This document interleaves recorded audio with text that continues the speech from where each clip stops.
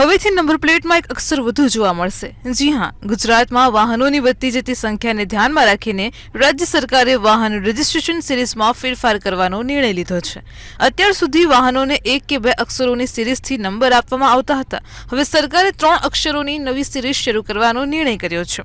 આ નવી સિસ્ટમ સૌપ્રથમ અમદાવાદ આરટીઓ દ્વારા લાગુ કરવામાં આવશે।